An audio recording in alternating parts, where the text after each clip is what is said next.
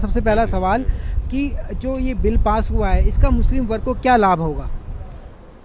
देखिए, मुसलमान जो वाकिफ़ जो वक़्फ़ करता है और उसको टाइटल चेंज नहीं होता है, वक्फ़ इज़ ऑलवेज़ वक्फ़।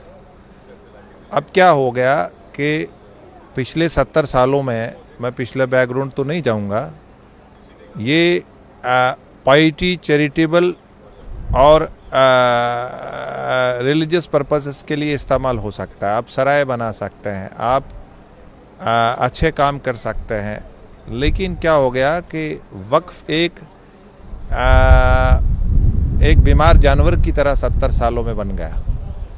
आज वक्फ के पास तनख्वाह के लिए पैसे नहीं है, लिटिगेशंस के लिए पैसे नहीं है, और एक बुज़ुर्ग जो मल्टी एलिमेंट से घिरा हो, इस तरह ये वक्फ की हालत है। देश के वज़ीर आज़म चाहते हैं कि जो देश का अल्पसंख्यक है उसके एक हाथ पे कुरान हो, एक हाथ में टेक्नोलॉजी हो, कंप्यूटर हो, लेकिन इतने बड़े समाज का इतना बड़ा हिस्सा खुर्द पुर्द हो जाए सामने, और जो मुस्तहक लोग हैं, इसमें मार्जिनलाइज लोग हैं, उनको इसका हिस्सा ना पहुँचे, तो देश के वज़ीर आज़म हाथ पे हाथ धरे कैसे रह जाएंगे। इसलिए इस वक्त ज़रूरत पड़ी। वक़्फ़ को जो पाकी पवित्रता थी उसको भी कांग्रेस ने बड़ी साजिश के साथ ख़त्म करा।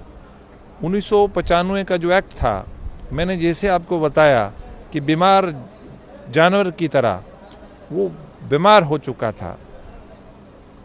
जो समाज के लोग थे, जो लोग सत्ता में रहे हैं, खेत ने ही बाढ़ को खा दिया, और इसलिए इसकी ज़रूरत थी। ये इसकी जो परसेप्शन बनाई गई, नैरेटिव बनाया गया, वो एक ऐसा बनाया गया कि ये वक्फ कहीं भी बड़े भाई की प्रॉपर्टी जो है, दूसरे की प्रॉपर्टी हड़प करने वाला एक इदारा है। लेकिन देश के वज़ीर आज़म इसकी जो पाकी, इसकी जो पवित्रता है, इसका जो शुद्धपन है, वो इसका रखते हुए जो भी अमलाक डोनेशंस हैं, जो भी बाई यूज़र ओरल थी, जो कल तक थी, आगे से ये रजिस्टर्ड हों। प्रॉफिट मोहम्मद सल्लल्लाहु अलैहि वसल्लम ने भी कहा कि जब आप आपस में लेन देन करो, लिख लिया करो। इसी तरह इसकी वक्फ की ज़रूरत थी। मैं जानता हूँ अपोजिशन की क्या दिक्कत है। अगर आप CBI का इंक्वायरी करेंगे तो दूध का दूध, पानी का पानी हो जाएगा कि कैसे वक्फ की अमलाक जो कि वाकिफ़ ने जिस मंशा के लिए करी थी, उसका किस तरह इन्होंने खेल खेला है। ये अल्पसंख्यक के मसीहा हो ही नहीं सकते। कांग्रेस के DNA में मुस्लिम के लिए मोहब्बत हो ही नहीं सकती। वजह है उसकी, होती तो देश नहीं टूटता, देश के टुकड़े टुकड़े नहीं होते 47 में। करोड़ों लोग घर नहीं छोड़ते, लाखों लोग मरते नहीं, लाखों बच्चे यतीम नहीं होते, लाखों हमारी बहनें बेवा नहीं होती। और ये सारा कांग्रेस आज ऐसे आशय पे खड़ी है। आज मुस्लिम समाज के लिए वो अपनी मीटिंग्स में बात करना अफोर्ड नहीं करती। ऐसे देश के वज़ीर आज़म से देखिए, वो कितना जम्मू कश्मीर में उन्होंने देखिए पूरे समाज के लिए 5 लाख गरीब मजदूर से लेकर वहाँ के चीफ मिनिस्टर तक फ्री दिया। यहाँ आज दुनिया में पहले भी प्राइम मिनिस्टर रहे हैं, आज जो बड़े पावरफुल मुस्लिम देश हैं, आज देश के वज़ीर आज़म की मकबूलियत देखिए, और उनको बड़े बड़े एजाज से सऊदी अरेबिया का से लेकर, कतर से लेकर, इजिप्ट से लेकर, उनको एजाज से नवाजते हैं। लेकिन कांग्रेस चाहती है कि मुसलमान चिराग तले अंधेरा, आज वो अंधेरे में ही रहे। कैसे चलेगा ये? क्यों मुसलमान अंधेरे में रहे? क्यों मुसलमान के वक़्फ़ के क्वेश्चन उठाए जाएं कि ये किसी का प्रॉपर्टी हड़पने वाला है? वक़्फ़ किसी का नहीं। मुसलमान को किसी बड़े भाई की, दूसरे की प्रॉपर्टी की ज़रूरत नहीं है। हम अल्लाह पे भरोसा करते हैं, अल्लाह पे यकीन करते हैं। और मैं आपको बताऊं, जो पार्टियां इनका वोट लेती हैं, कांग्रेस अल्पसंख्यक को, मुस्लिम पर्सनल लॉ बोर्ड को अलग उकसाती है, खुद भारत के कानून का एंजॉय करती हैं, लेकिन जब वक्फ कल उनका एक सांसद बोलता है कि बोर्ड जो है उसमें उनको यूसीसी भी मंजूर है। अरे भारतीय जनता पार्टी किसी को अपीज जटीज नहीं करती। हमारे लिए कोई भी 140 करोड़ लोग हमारी माननीय हैं, हम किसी को अपीज टीज नहीं करते, हम ना सिखाना चाहते हैं।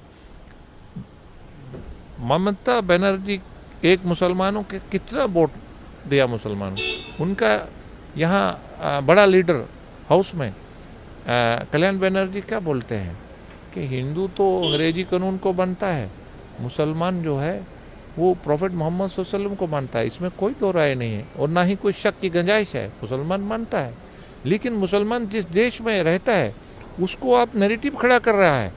मुसलमान जिस देश में रहता है मुहिब्बुल वतनी उसका ईमान का हिस्सा है। आप मुसलमान के देश के प्रति मोहब्बत पे क्वेश्चन खड़ा करना चाहते हैं बड़े अपने दिमाग के तिगड़म से। आप जिस साज से छोड़ दो। सर अगर हम जानना चाहें आपसे, जो ये वक्फ बिल है पास हुआ है, इसमें जो जेपीसी के संशोधन थे वो क्या थे मेन तौर पे? दूसरा, एक आम भाषा में वक्फ बोर्ड को हम जानना चाहें वो कैसे काम करता है, क्या है उसका तौर तरीका, उस पर थोड़ा सा रोशनी डालें। देखिए, वाकिफ़ जो एक तो वक़्फ़ की जो अमलाक है, जो प्रॉपर्टीज़ होता है, ये बड़ा सोच समझ के ही वक़्फ़ करना चाहिए। इसमें आप वापस नहीं ले सकते, ये बड़ी मोटी बात है। और दूसरी बात है, इसके साथ वाकिफ़ जो डोनेशन करने वाला है उसकी मंशा होती है कि वो चैरिटी के लिए कर रहा है, वो रिलीजियस पर्पसेस के लिए कर रहा है, वो पाइटी के लिए कर रहा है। क्योंकि इस्लाम में ऐसा नहीं होता है कि आपने कोई काम करा तो अखबार में डाला, उसमें यह है कि वो एक हाथ से दिया दूसरे को मालूम नहीं होना चाहिए। दूसरी बात है कि प्रॉफिट मोहम्मद सल्लल्लाहु अलैहि वसल्लम ने कहा, इन्होंने बड़े क्वेश्चन उठाए कि भाई थोड़ा लिखित होना चाहिए। पहले निकाह भी ओरल होता था, अब निकाह रजिस्टर्ड होता है ताकि लिटिगेशंस कम हो। अब मॉडर्न ज़माना है, इसमें क्या दिक्कत है? अगर वो लिखित में हमारा नबी कह रहा है कि आप लिख लिया करो, ये ऐसे न्यूसेंस क्रिएट करते हैं। इसके अलावा बाई यूज़र बहुत सारी अमलाक ऐसी हैं जिनका रिकॉर्ड नहीं है, तो सरकार ने माना कि भाई कहाँ से पुराने 200 साल 400 कहाँ से रिकॉर्ड लाएंगे। लेकिन उसमें ये प्रोस्पेक्टिव लॉ दिया गया कि आज के बाद आप कोई भी प्रॉपर्टी लाते हो उसको रजिस्टर्ड कर लिया करो, उससे इख्तलाफ कम होता है, उससे लिटिगेशन कम होती है। तो मेरा ये मानना है कि ये बेहतरीन बिल होगा और वक़्फ़ एक ज़िंदा एक बहुत इम्पोर्टेंट इंस्टीट्यूशन होगा। और देश का अल्पसंख्यक अब चाहता है कि हम देश के वज़ीर आज़म का जो टारगेट है कि दुनिया की तीसरी बड़ी मईशत बने, उसमें मुसलमान स्टार्टअप स्टैंडअप के ज़रिए उनका हिस्सा बने। ये देश के वज़ीर आज़म की मंशा है और मुसलमान भी चाहता है। लेकिन ये बीच में इनको वोट बैंक का ख़तरा है, ये उनको डराते हैं, अब डरा के उनको वोट बैंक रखते हैं। तो मैं मुसलमान से अपील करूँगा कि वो इनके झांसे में ना आए और जो प्रॉफिट ने बताया और जो देश के लिए मोहब्बत है इसको बराबर रख के आगे बढ़िएगा। शुक्रिया।